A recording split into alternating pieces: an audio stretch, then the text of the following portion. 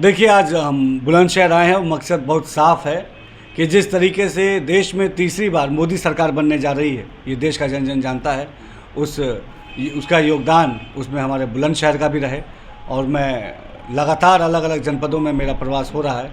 रामपुर भी था, मैं मुरादाबाद भी था, अमरोहा भी था, संभल भी था, तमाम जगह मैं गया और मैंने देखा कि जब हम गाँव में, गलियों में, कस्बों में, मोहल्लों में जा रहे हैं तो मोदी सरकार के प्रति एक बहुत ही सकारात्मक एक रुख है हमारी आम जनता का।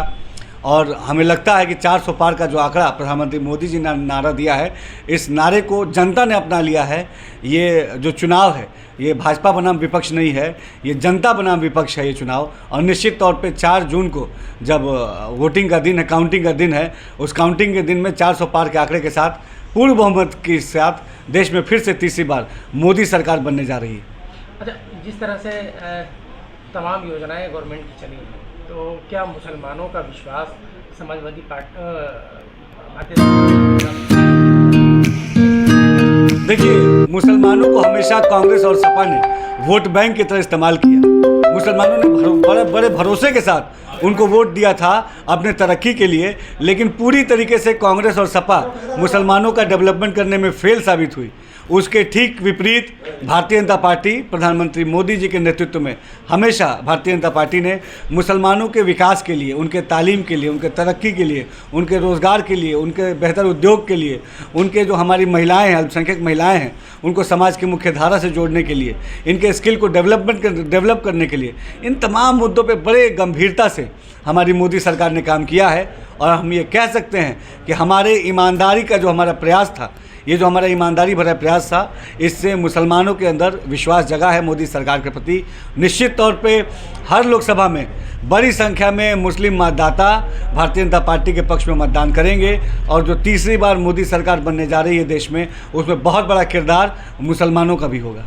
योजनाओं की बात तो ठीक है, उनको मतलब एक समान रूप से उनको योजनाओं का लाभ दिया रहा है, चाहे स्वास्थ्य की योजना हो, चाहे अन्य विभाग की कोई योजना हो। लेकिन सियासी भागीदारी की अगर बात की जाए तो पूरे उत्तर प्रदेश में एक भी कैंडिडेट लोकसभा का नहीं उतरा है। देखिए, भारतीय जनता पार्टी ने प्रधानमंत्री मोदी जी के नेतृत्व में हमेशा मुसलमानों के सामाजिक, आर्थिक, शैक्षणिक और राजनीतिक उत्थान के लिए काम किया है। हमने अच्छी शिक्षा के लिए मदरसों को बेहतर किया, हमने सामाजिक उत्थान के लिए उनके लिविंग स्टैंडर्ड को बढ़ाने के लिए उनको योजनाओं से जोड़ा, और राजनीतिक रूप से भी उनकी भागीदारी सुनिश्चित करने की नीयत से आप देखिए उत्तर प्रदेश में 2 विधान परिषद के सदस्य हमारे भारतीय जनता पार्टी से हैं, मुस्लिम समाज के। हमने राज्यसभा भेजा, मुस्लिम समाज के प्रत्याशी मुस्लिम समाज से वो आते हैं। हमने तमाम निगम बोर्ड आयोगों में हमारे मुस्लिम समाज के लोग मुस्लिम समाज की आवाज़ बुलंद करने का काम कर रहे हैं।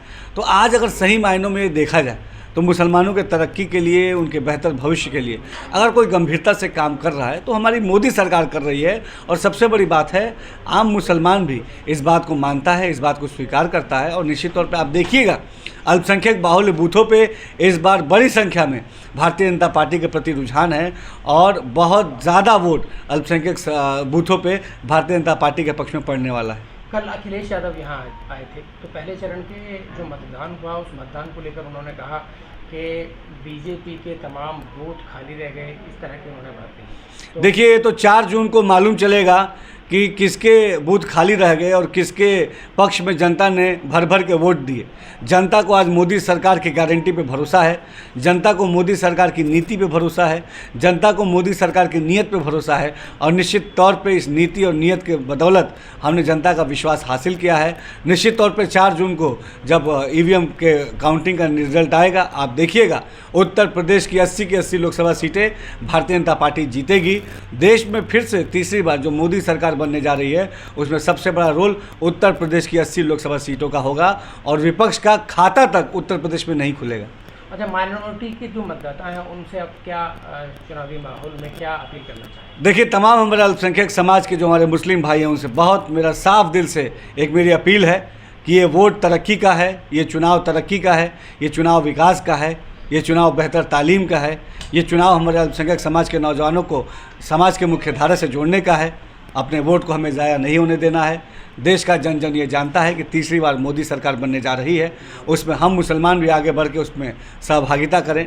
जिस तरीके से अभी लोकसभा का उपचुनाव हुआ 2022 में, रामपुर और आजमगढ़, जिसको समाजवादी पार्टी अपना गढ़ कहा करती थी, उनके गढ़ पे भी भारतीय जनता पार्टी का जो कमल खिला है, ये अपने आप में बताने के लिए काफ़ी है कि अल्पसंख्यक समाज, मुस्लिम समाज अब भारतीय जनता पार्टी के पक्ष में है, तालीम के पक्ष में है, तरक्की के पक्ष में है, भाईचारे के पक्ष में है, विकास के पक्ष में है।